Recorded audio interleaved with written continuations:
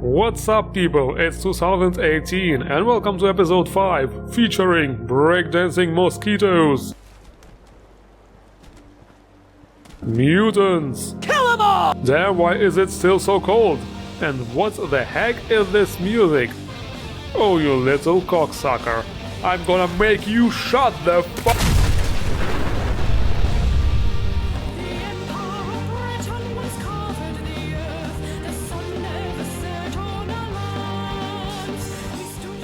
Since a brand new year is here, I thought it's time for a change of pace, and got ReGrowth Overhaul by Spiffyskytrooper.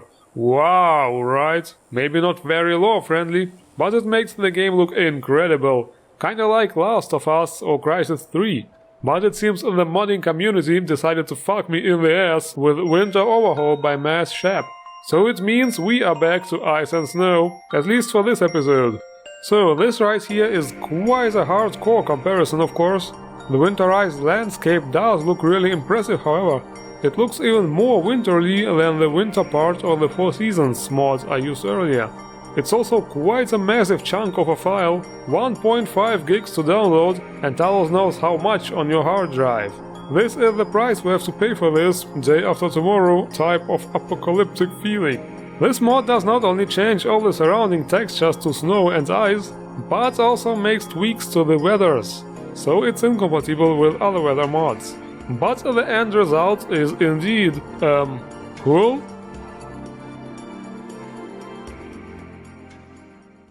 Next, it's settlement time again. And since rebuilding the Commonwealth is not an easy task, there is Sim Settlements, Rise of the Commonwealth by Kinggath and friends. This is an expansion to the famous mod Sim Settlements, which follows the idea of making those lazy-ass settlers build their homes themselves. Since in the vanilla game you end up being the lone rebuilder in addition to being the lone survivor, basically this mod lets you be a boss and order the settlers to do the building while you continue with the important stuff. With the expansion mod Rise of the Commonwealth, it becomes even bigger and lets the settlers construct whole cities. One of the new features lets you choose a companion who will supervise the development of the building instead of you. You can do most stuff through this new desk crafting station, and there are tons of new other features. It would probably take an hour-long video or two to explain everything about the Sim Settlements mod series, and there are lots of detailed videos on the mod page itself. So I guess for this mod it's more like a news flash than an actual review, not like anybody gives a fuck. But if you happen to want to build stuff yourself after all, there's also Snap and Build by AD3DO. Another snappy build mod with lots of new sets. Wait a minute, something seems off here. The first set is the Real Estate, and here is what it can look like, but there are no prefabs, and there are like a million tiny parts. Look at this. No, seriously, I'm not exaggerating, just look at all this shit. I just don't have the time for this. The next set is called Capsule, those tubish structures you find throughout the game. This one is definitely easier to build. Next is the bunker set, so you can pretty much build bunkers, like those you find in the game with this one. The next one is called Industrial Bridges, but it's not really just bridges, it also includes those industrial structures. And then there are also some additions to the vanilla wooden and greenhouse sets. But how about we build something really useful? Settlements are all about settlers, but sometimes as we set out the recruitment beacons, it goes really fast, and these settlements end up with 20 plus people or so. Not anymore, because now we have the Advanced Recruitment Beacon by TERA. After building it, connect it to a terminal and set the max settler count. The beacon will stop recruiting after it is reached. Now this is what I call crowd control. So people, listening to in-game radio, is this a thing? Do you actually do this? Well, it must be, since there is Old World Radio 2 by Brandoman, CDante and Neeher. This is an enormous addition with several in-game radio stations with lots of soundtracks and lore-friendly sounding entertainment. This is also the sequel to the first mod, Old World Radio Boston, because at some point it became too big. Exactly what she said, but seriously, both mods are ridiculously huge. Oh goddammit, I don't even want to imagine the amount of work that went into all this. Besides the audio stuff, you also get some craftable radios, so that your settlements can enjoy the entertainment too. There are also some craftable decorations like posters, marquee and flags. I personally never listened to the in-game radio until now, because I thought it would just distract me. But with this right here, I certainly see the point of doing it, and with the right choice of music, the game can definitely be enhanced into the right direction.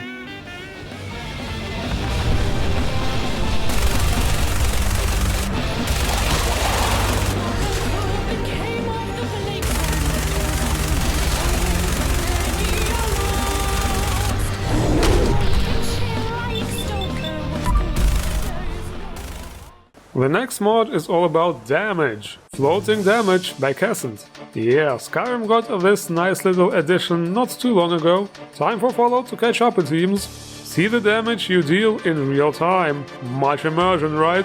Because let's not forget, this is actually an RPG game, and this right here is total RPG stuff. The only thing this mod can do is display damage while you are in VATS. I guess it's not that easy to make. And in Skyrim we also have different colored numbers, for example if you take or deal ongoing damage. Well, who knows, maybe we will get this here too later. Next we have not a mod, but a modding tool. Time to point out the name of this series again. Mod Organizer 2 by Tannin. For those who really don't know, this program manages all your downloaded mods in the same way as the Nexus Mod Manager. Many people say the Mod Organizer is much better. Personally, I have never tried it, because of reasons. So the biggest difference to the first Mod Organizer is that this one was made specifically for 64-bit games, like Skyrim Special Edition or of course Fallout 4. There are also lots of new features for this one. You can create profiles and switch load orders on the fly. Every mod is kept separately to prevent stuff mixing up in the data folder.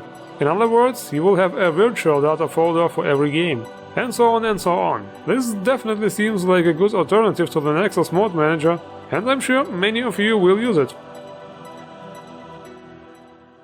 For some reason I always feel like doing the weapon mods here at the airport. I guess it's like tradition, like in Skyrim I always show the weapons at the Skyforge. Anyway, AK-5C, a Nordic relic by Ask says. This weapon is very special for several reasons. First, the usual stuff, you can switch between fully automatic and semi-automatic, that's nothing special, right? But then comes the insane amount of customization.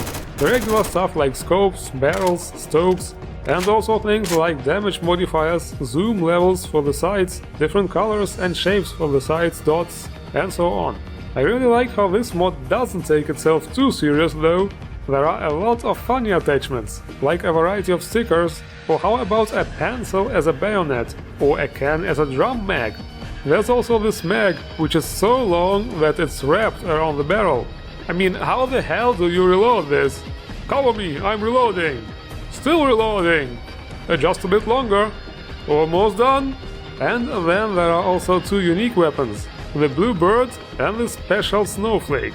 The Blue Bird has probably the coolest equip animation I have ever seen. You literally summon it to you. And it also has an electrical mag. And the Special Snowflake, okay, I'm a bit late for Christmas, I know, but anyway, it does frost damage. Obvious, right? The next weapon is the Air Pistol by Spunk-Drunk Millionaire. This is a small handgun which uses air pressure to accelerate ball bearings. So obviously it also uses custom ammunition. An interesting concept, no custom animations here, and the sounds are also just that of a silenced pistol, which is okay I guess. I mean, this is clearly meant to be an early game weapon. I wouldn't use this to show Death Claws who's boss. And here we have some customization options too. Okay, in terms of armors and outfits, we had a real explosion again. Let's see who survived. Tschutschi's Wardrobe 2 by tschutschi.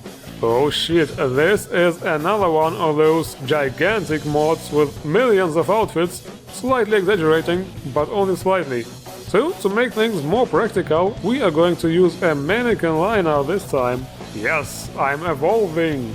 Firstly, I'm going to do this every time there is one of those mods. Anyway, here we have a lot of outfits. Many of them look 100% lore friendly. I would say it's about 50-50 here, because some of them look modern or even futuristic. Also, only half of them or so are available for the males, and the other half will look like some generic stuff from the vanilla game. Many of those outfits also look really similar, like only one part changes and everything else stays the same. Yeah, it's what they call MassShep. There is also an optional file for Armored Myth support, so with this you will be able to actually equip those parts separately.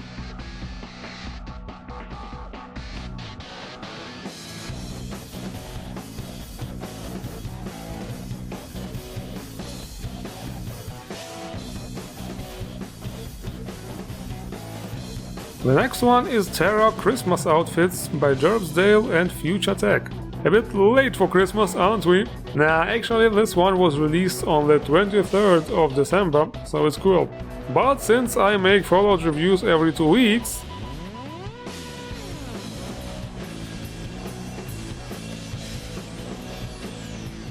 And the next one is Retro Fashion Overhaul by Meglass. Damn, another one of those gigantic mods. So, like the title indicates, those are some really retro-based outfits in the style of the 30s to 50s. And look at this, everything is only for the males. Looks like in this episode the manpower is totally owning the armor and outfit mod section. That doesn't happen often. But anyway, just let me compliment the style of this mod. Of course all this fits into the Fallout universe perfectly, but those outfits are also incredibly stylish. I totally dig those long leather trench coats.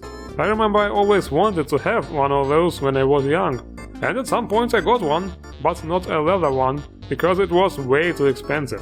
So, as I said, incredibly stylish stuff. With that you can totally go all Kingsman on the Commonwealth ass.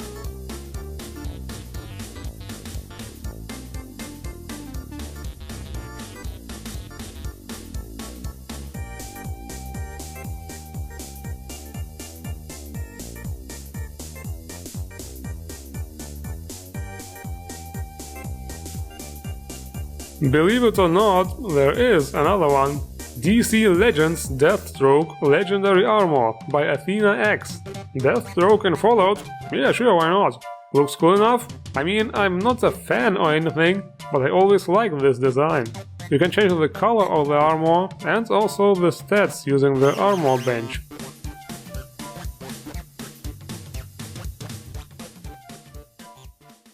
Alright people, it's time to finish with a bang. Fallout UIF by Dark Claw Raven. Finally a big and interesting looking quest mod. There is a new faction called the Union of Independent Federations. This is supposed to be the 5th official faction of the Commonwealth with a known quest line and even an own ending to the game. There are actually supposed to be 2 new quest lines, one for the Brotherhood and one for the UIF. The requirements to start this are for the Predwin to be in the Commonwealth, and to actually start the quest we have to talk to this guy at Vault 111. Who the hell are you? Oh wait, you downloaded the mod, didn't you? Righto, righto. I am Dark Claw Raven, author of the mod you are playing right now. Oh my god, he does not just break the 4th wall, he completely destroys it. It's like a nuclear bomb. He will ask a couple of questions to make sure all the requirements are met, and also whether you want to play for the UIF or the Brotherhood of Steel. Let me just run a few scripts.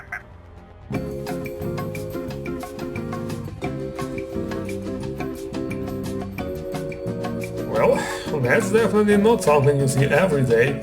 This guy really is something, and as we were done talking, he just had to do it again. Okie dokie then, I must be off. Comments require responding to.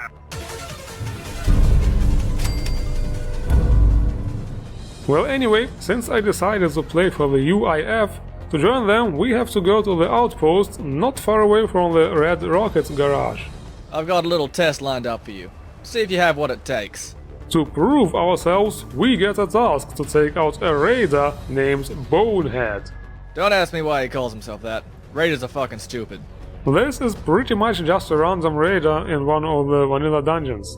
He did have like 1,000,000 HP though, so after this business is concluded, we are sent to the next outpost, where we also receive our second mission. Ah, the private who killed Bonehead. I have a mission for you. A squad from this encampment has gone missing. Yes, we are supposed to look for a missing squad this time. This mission was a bit funnier. On the way I witnessed a battle between the UIF and the Brotherhood, and also some other interesting things. Oh, and it doesn't look too good for the missing squad, spoiler warning. Damn, they're all dead? But after this, the questline becomes more interesting. We are being sent to a new world space. There is no custom map, but this place is not very big and surrounded by mountains, so it's not a problem. Good. Tell me, where's your CO? I need to coordinate the squads for the final assault. The next mission is to help defend against gunners. And as I already said, the enemies here are actually quite tough. And this is also pretty much what this mod is about.